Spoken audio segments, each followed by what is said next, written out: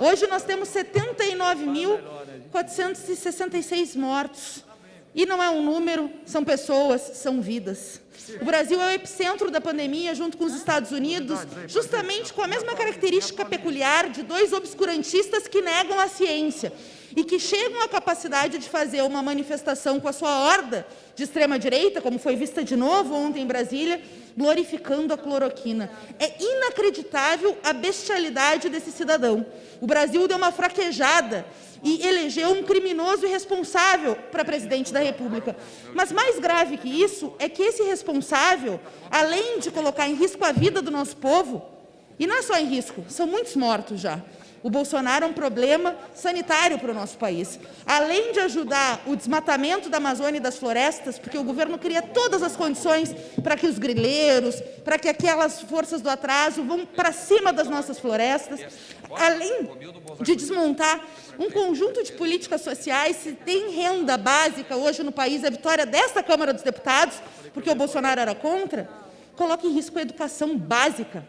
É verdadeiramente inacreditável que 1 ano e 6 meses depois, esses incompetentes que colocaram no Ministério da Educação o Vélez, um incompetente lunático, e depois o Weintraub, um lunático completo, que servia naquela cadeira para fazer proselitismo comandado por um pseudo-intelectual dos Estados Unidos e que levou ao colapso à educação pública brasileira. E, diante desse vazio, a Câmara dos Deputados se debruçou sobre um texto, que é o novo Fundeb.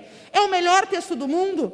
Não, na nossa opinião. Nós, do PSOL, queríamos 40% de incremento das verbas federais para financiar o maior fundo de financiamento público do país, responsável por 63% da verba da educação básica, para atender 40 milhões de crianças e adolescentes. Mas a comissão especial chegou numa síntese possível, num relatório construído muito bem pela professora Dorinha, uma síntese possível que prevê sim ampliação dos recursos, que prevê o custo aluno-qualidade. Sabe por quê? Porque a escola pública precisa ter qualidade, precisa ter biblioteca, precisa ter computador. Essa ideia de que escola pública não precisa ter qualidade é de uma elite atrasada que acha que os pobres têm que servir para apertar parafuso e não para pensar, e não para construir um outro país. Um texto que avança na questão de 70% para garantir o pagamento dos trabalhadores em educação. Ou vocês querem fazer educação como, se não é garantido o pagamento de salários? E esse texto que foi a síntese, uma convergência que essa Câmara, diante do vazio do Ministério da Educação de lunáticos, construiu, está sendo atacado agora pelo governo, atacado de forma vergonhosa, fazendo chantagem no final de semana para causar um verdadeiro apagão na educação. Não votar o Fundeb significa que em 2021 se tem um colapso na educação básica do país.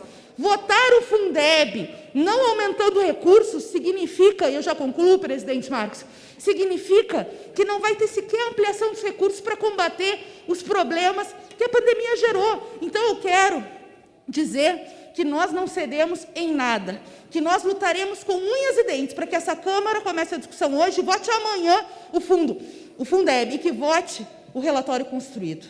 Menos do que isso é chantagem do governo anti-educação, e eu espero que os parlamentares dessa Câmara não deixem a sua digital num retrocesso. Vota Fundeb já, vota com CAC já, vota com 70% para garantir pagamento de trabalhadores da educação já, e parabéns aos professores brasileiros que estão se mobilizando, mesmo com péssimas condições de trabalho e muitas vezes sem salário, estão usando as redes para dizer que mais do que educadores constroem no nosso país a luta do Anísio Teixeira, do Darcy Ribeiro, do Florestan Fernandes. Viva a educação brasileira!